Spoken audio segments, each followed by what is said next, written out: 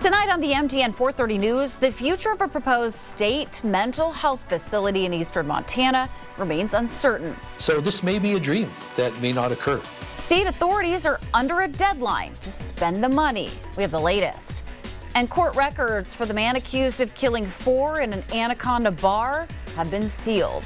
A move legal experts call highly unusual. The MTN News starts right now. Good evening. Thanks for joining us on this Thursday. I'm Andrea Lutz. We start tonight with the latest on a school bus crash this afternoon in Billings. Students suffered minor injuries after police say the bus careened about 40 feet off the road at Shiloh and Nybauer. Parents tell us their children hit their heads as the bus crashed near Canyon Creek. Well, it all happened around 2:30 this afternoon. We were on scene speaking with parents who say there were 4 children on board. One mother says when she got to the scene, the bus was down in the ditch. We're going to have much more in the very latest coming up tonight at 5:30. Now to the future of a proposed state mental health facility, which remains in limbo tonight. Nearly 2 weeks after Governor Greg Gianforte hit pause on the Eastern Montana project, state authorities face a deadline to spend that $26 million that's been set aside. Our David J. shows us where things stand and how one local senator is trying to keep it on track. House Bill 5 gives legislators until June 2026 to spend that millions of dollars allocated for that mental health facility. We'll keep you posted. Court records tied to the man accused of killing 4 people in an Anaconda bar earlier this month are sealed, a move legal experts call highly unusual. The suspect, 42-year-old Michael Paul Brown, appeared in court August 11th with bail set at $2 million. But officials won't confirm what charges he faces and why the case isn't listed in public records. Former Montana justices say they've never seen a homicide case sealed in its entirety. Brown, a combat veteran, is accused of killing a bartender and 3 patrons on August 1st. The FBI continues to investigate the deadly shooting at a Catholic church school in Minneapolis as an act of domestic terrorism and a hate crime targeting Catholics. 2 children were killed and more than a dozen were hurt when a shooter opened fire during morning mass. Nydia Kavascos has the latest tonight from Minneapolis. A memorial is growing outside Annunciation Catholic Church. Mourners coming to pray for the victims of Wednesday's attack. It was like a big firework. 9-year-old June, Holene, and her younger sister Olive were both in the church when the shooting started. My teacher just jumped on the floor and she kind of like motioned like for me to get down, and so then me and my buddy just followed her, and then she kind of grabbed my hand a little bit. Video provided to CBS News by a parent shows a panicked escape. 2 children, ages 8 and 10, were killed.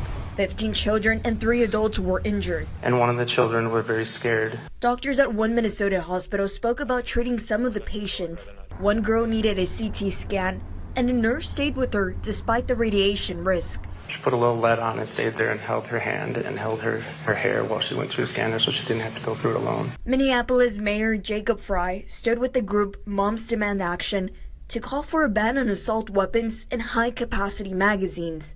Of course, we're standing up with thoughts and with prayers, but thoughts and prayers are not going to cut it.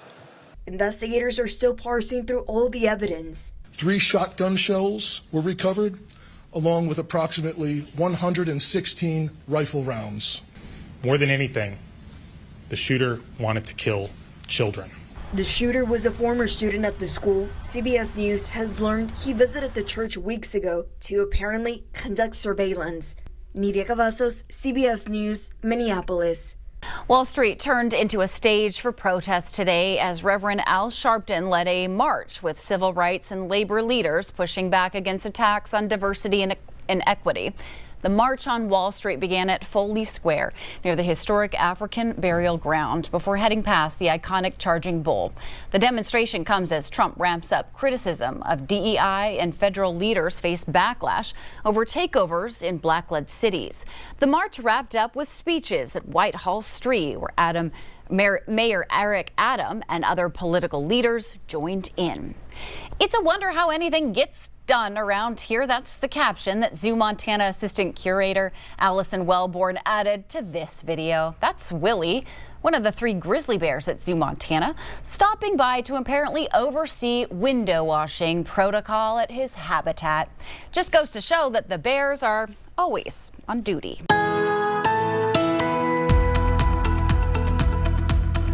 Well, Mother Nature's trying to take care of some window washing around Montana and Wyoming right now as well. Not quite as cute as when the bear is there helping out. But as you can see, we have these bands of monsoon moisture pushing in from Wyoming into southeastern and south central Montana. So some rain showers, a lot of thunderstorms around Park County. Now pushing into Sweetgrass County. Most of that wet weather is currently south of Big Timber, also south of Columbus in Stillwater County. Then we head further south into northern Wyoming. We've had some showers and thunderstorms around Cody, and more active weather south of Sheridan than over Sheridan itself, but still a chance for some more showers. Then we head back to the north, a line of rain showers and storms from Powder River County northwestward all the way toward Petroleum County. Your forecast coming up.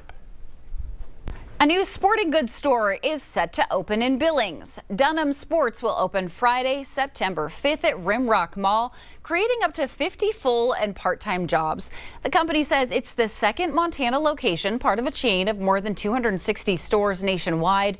Doors will open at 9 a.m. and the store has planned several giveaways for their opening weekend.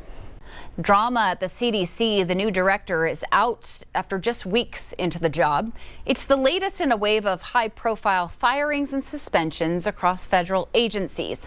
Joe St. George tells us what's behind the shakeups and what it could mean for new health recommendations. A major showdown between the Trump administration, Secretary Robert F. Kennedy Jr., and health officials, with a number of resignations in recent hours by officials at the CDC.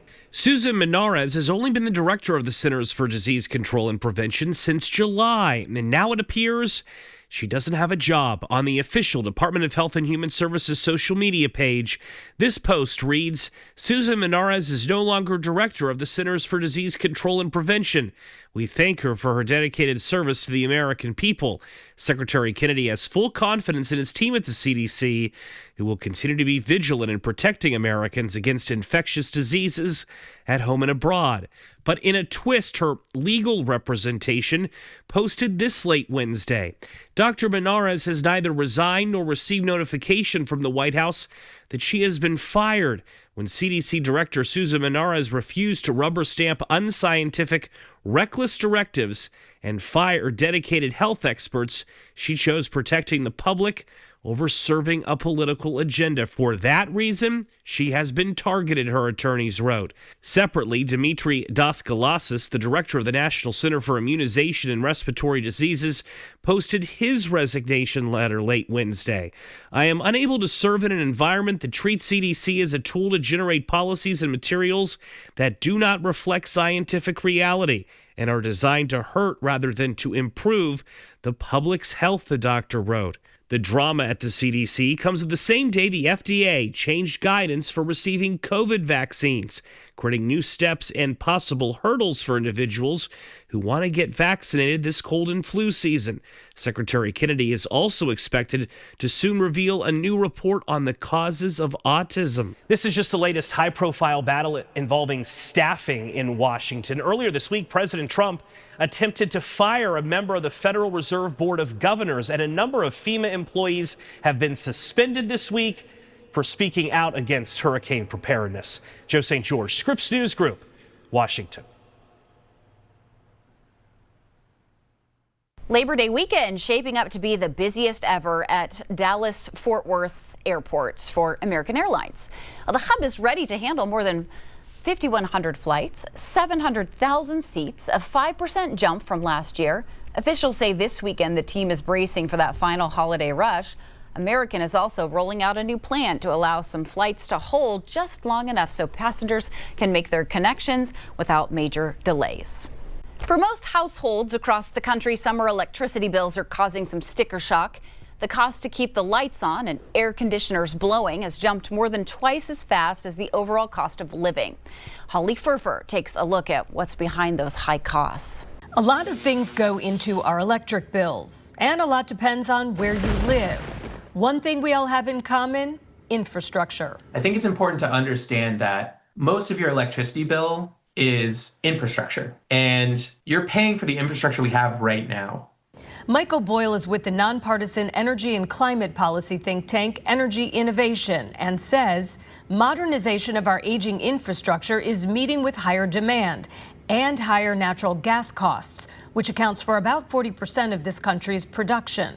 It's kind of a wicked problem right now, coupled with the international supply chain and trade issues that are really complicating things. Natural gas supply costs surged the first quarter of this year, and the Energy Information Administration expects 2026 prices to be double those of 2024, in part because of increased demand. The United States will lead in AI. We got to balance two things. We got to win the AI race and stop the crazy rises in electricity prices. The Energy Department projects next year data centers and other commercial customers will use more electricity than households for the first time ever. It comes as the Trump administration halts renewable energy initiatives. We are adamantly going to stop that in the United States. Repealing many of the Biden-era green energy incentives, and Boyle sees that driving up prices even higher. I think going forward, you're going to start to see, the impacts of the current policy regime impacting customer bills. Holly Furfer, Scripps News Group.